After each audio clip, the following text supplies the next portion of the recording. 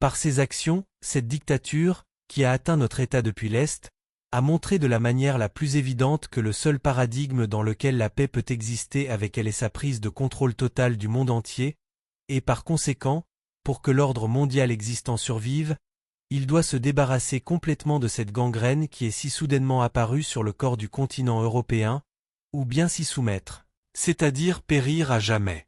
Ils veulent de manière effrénée occuper nos terres et notre peuple, mais ils ne pourront jamais occuper nos pensées et nos sentiments. Combien d'exemples en sont-ils au milieu de la toile infiniment bigarrée de l'histoire?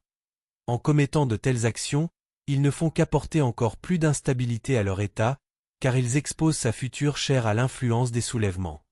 Ces soulèvements sont des guerres pour la libération de leur propre peuple du joug de la dictature. Ces soulèvements sont un nœud gordien qui possède les propriétés de l'invulnérabilité.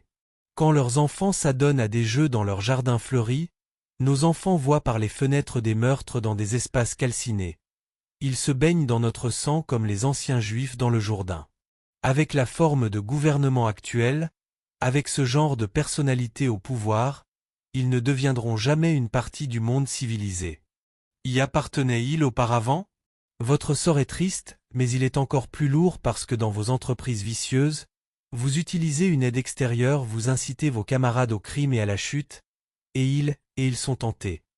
Dans l'histoire du monde, tous les pécheurs sont coupables, mais le plus coupable d'entre eux est Lucifer, qui les tente. Par la suite, vous nous implorerez de vous pardonner, vous ferez appel à la miséricorde, vous exigerez de la pitié, nous vous répondrons par le silence, car le silence pique infiniment plus douloureusement que les mots.